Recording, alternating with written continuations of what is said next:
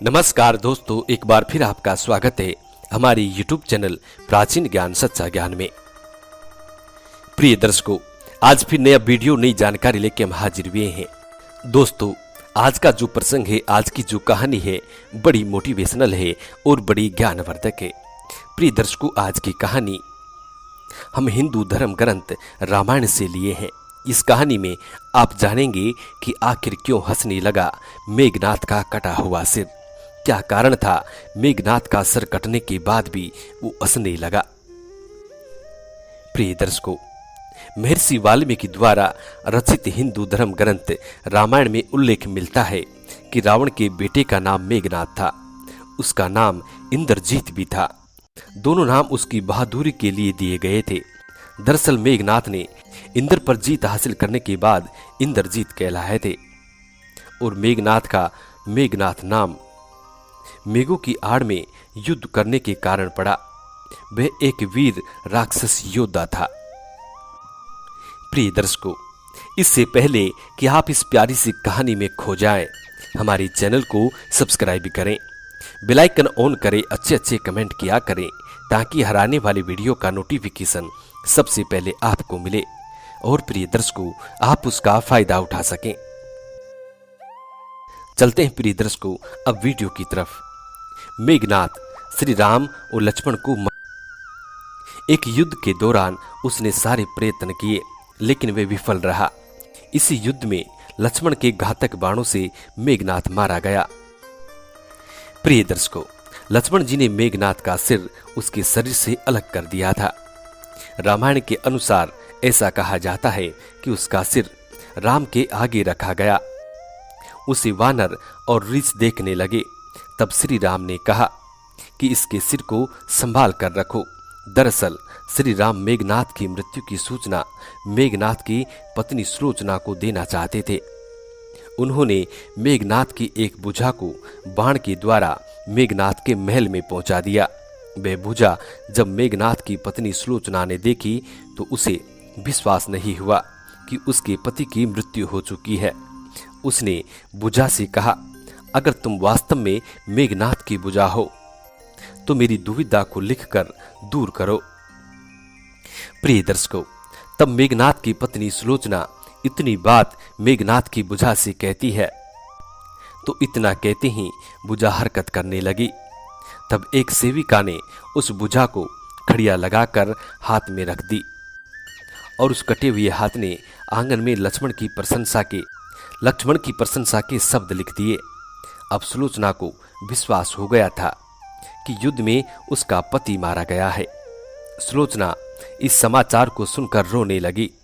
फिर वे रथ में बैठकर रावण से मिलने चल पड़ी। प्रिय दर्शकों,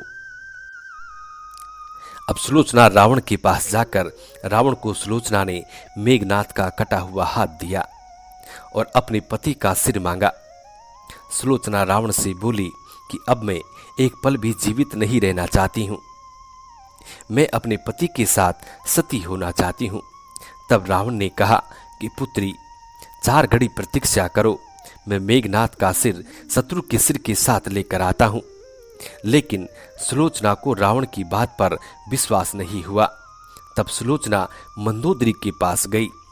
तब मंदोदरी को सुलोचना ने वो सारी बातें बताई।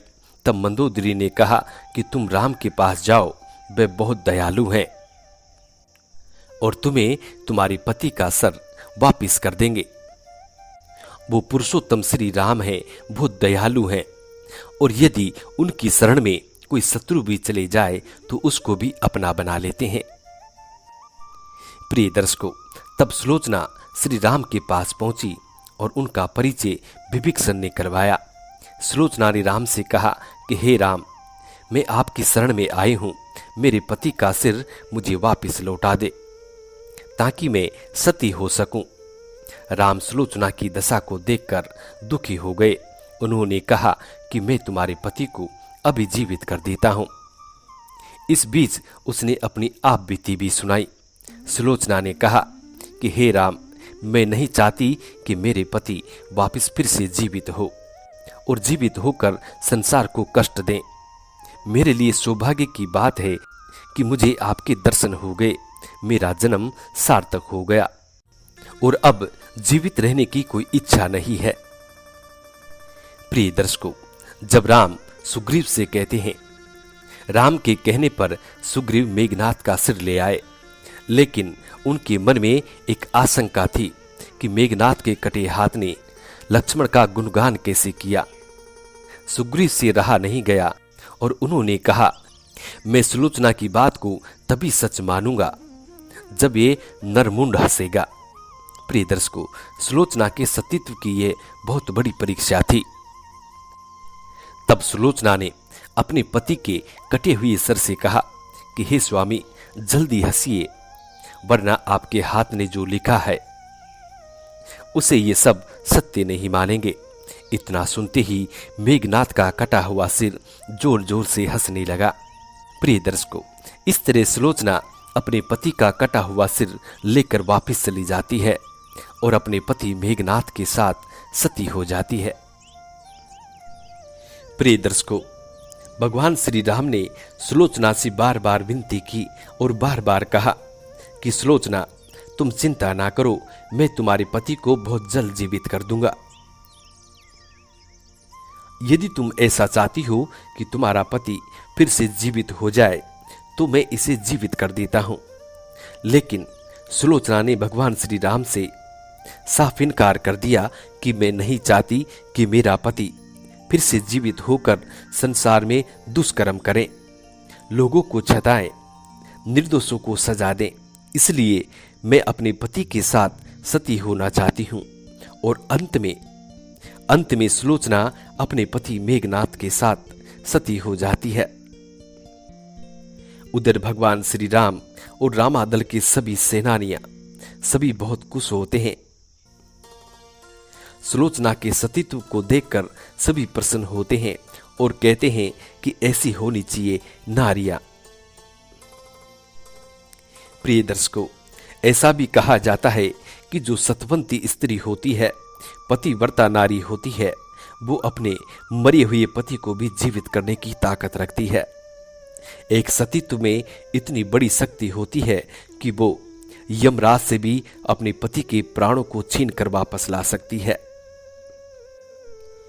प्रिय दर्शकों, आज की कहानियां समाप्त होती है।